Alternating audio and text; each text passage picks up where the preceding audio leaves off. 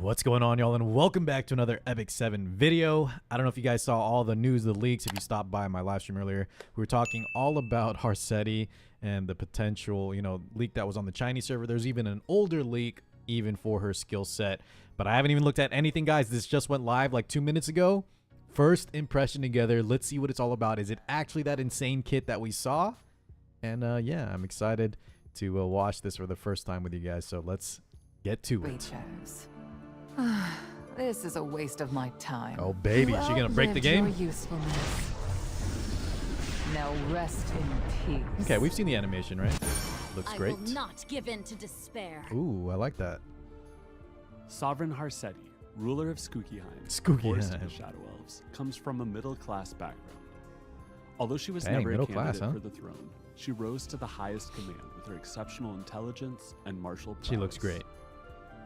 Soon, as political strife led to chaos, she overthrew the incompetent sovereign who was passively observing the crisis and took the throne for herself. However, unsatisfied with just being the sovereign, Harsetti secretly plans to pursue even greater Great background too. Look at that, guys. All right, let's check it out. Harsetti is a 5-star. Okay, so I think this is indeed the we'll see, but 124 speed. We knew Dark Mage, right? Let's go see the skill set. We'll take it from here. GM says, gentlemen, let's start with the S2. Uh-oh, wait a second. This is not the same, right? The Law of Skookyheim. S2 pass. Also, Skookyheim just sounds so hilarious.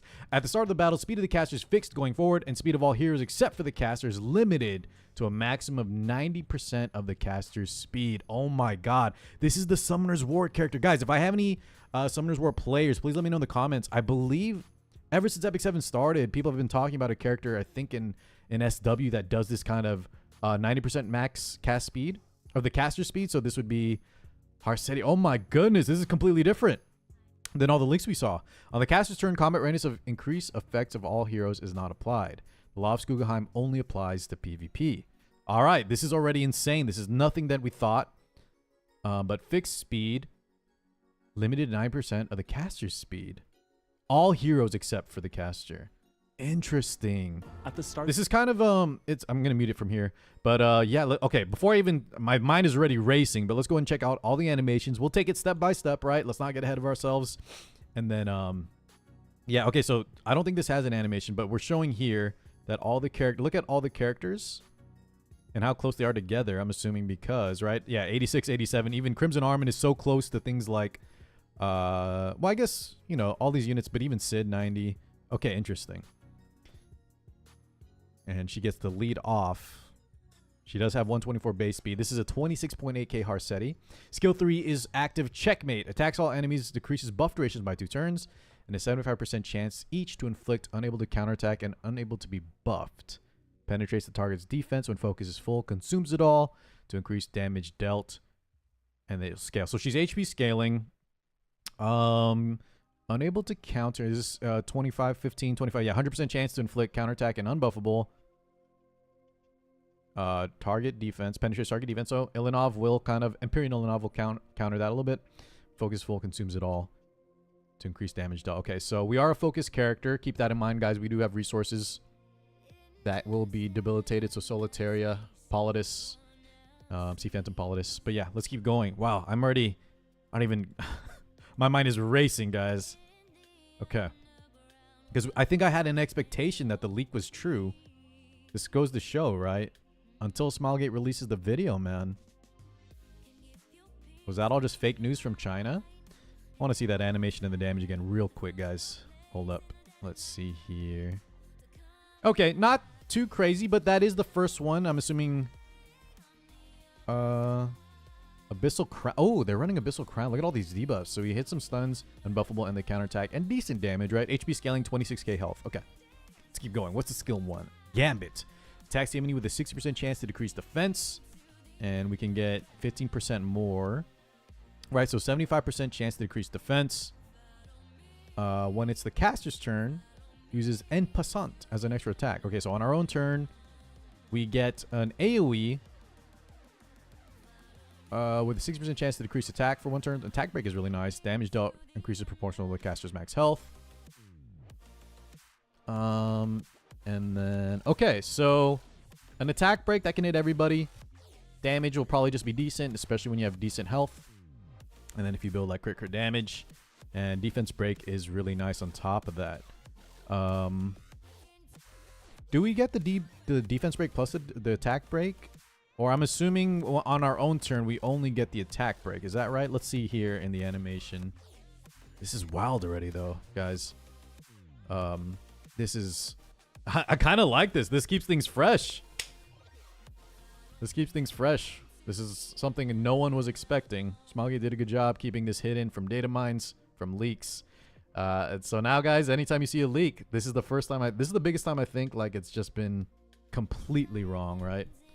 Because if you weren't aware, the Empyrean Ilanov leak was actually, it came out, I think, 24 hours, kind of like the one for Harsetti, and it was completely true. Hold up here. Let's see this real quick. Is it an extra attack? So we get both, right? Is that... Yeah, sorry, guys. It's not a transformation.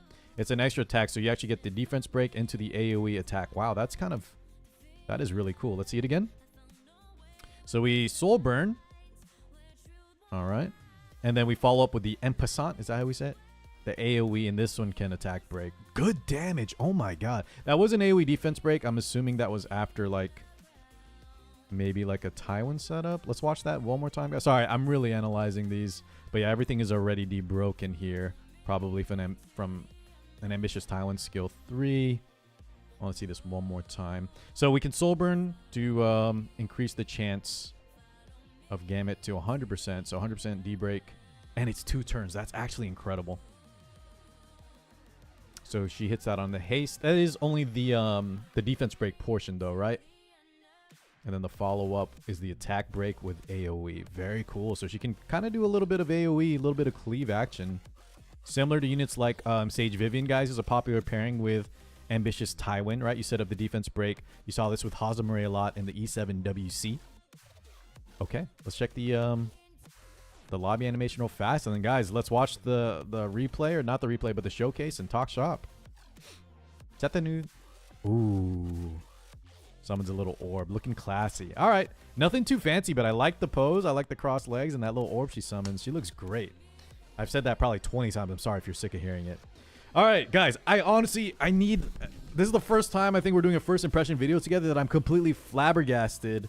I almost can't even put together my full thoughts because I was expecting, if y'all didn't see the Chinese leaks, it was something like what is it, anti-soul burn was the main mechanic, purge your own injuries. It was wild. This is completely different. This is a speed equalizer, right, with focus, and she does decent damage too. So they're showcasing a very tanky comp, right? Laya, 2 knights, and then Harsetti. She's gonna slow down the speed. You set up a lot of debuffs, and her herself, right? She is besides Laya skill 3, she's the damage dealer, closer, anchor kind of unit. She has that attack break. She has the defense break that you can make 100%. She does AoEs. Very, very cool unit. This is the replay we saw, though. She's going to crush everything right here. Oh, my God, man. Okay, let's keep watching the rest here, too. Sorry, while I gather my thoughts. Wonder what they showcase after this. Okay, so this is interesting. So we fought we were the tanky comp in game 1, right? Fighting a more speed-oriented. We're showing here that we can also use her offensively as the cleaver, sort of, right? Rowana, very, very offensive unit, same as Zio. And then we follow up with the BBK. And I guess with the speed equalization, the Bloodblade Corinne here. Yeah, look at that speed. All the units are pretty close together because of her skill 2 passive. So we lead off with Zio. Let's see what Smile gets cooking up here. Push back on the Tywin, right? He does get the Rage Cleanse on the Silence. Then we follow up with the Rowana. Big damage. Skill pushback. And now, right, with everything pushed back because they were so close, Bloodblade Corinne here. Oh, and then I guess okay, we're going to skill 3, right? Which is unbuffable, I think, and can't be countered. Very nice against units like Candy. The damage is also very impressive. We did proc, what was that, Barrier from Haste, but Haste is unbuffable himself, so no barriers, and on Candy as well. And then from there, oh, look at that, though. Can be countered, but there's still some extra attacks. But we got the BBK Immortality. Candy doing some damage, but it's pretty much over from here, right? The units will reset. Zio and crew will clean up. I want to see the Harsetti. Do we soul burn here? We have a lot of souls. Defense break into follow up. Here we go. Harsetti turn. All right, we indeed soul burn. Defense break, follow up. Show me the damage. Gonna be a crap ton into Candy. Elemental damage bonus 2. We didn't crit, of course, though, because she has the 70% anti-crit. But it still did like 3k, right? Okay. Wow, wow, wow. All right, guys. Well, let me just the main thing, right, gentlemen, is the ladies and gentlemen, is the skill 2 passive. This is a game changer for Epic 7. All speed of heroes are limited to a maximum of 90% of our caster's speed. So she sets the pace, and then you take 90% and go from there, right? That's why all the combat readiness bars are kind of staggered like that and so close together. Beyond that, her kit does have some interesting stuff, right? Pretty powerful debuffs, lots of AoE between the S3 AoE, and then if you get the on her own turn, so unfortunately no counters, will activate the en passant, which is what, French? For, I don't know what it means, but maybe entry. But you have defense break, you have attack breaks, and then HP scaling, so she's pretty healthy on top of that. I like this kind of unit, and I think this will be usable by both fast and slow players, right? Fast players will obviously, as you can see, guys, in game 2, will want to use her. So 1, you don't have to fight her, and 2, it's also kind of nice to just make sure that, imagine, you take Zio plus you take the Harsetti, nothing in the game will contest you, right, at that point. It's literally impossible because you have a unit that will just stop everything. And then in case she's banned, or in Arena where there are no bans, in case there is something like Giga Fast, Zio should outspeed anything going second, right? You have that fallback mechanic. And then you have all the carries in behind to sort of clean up. Wow.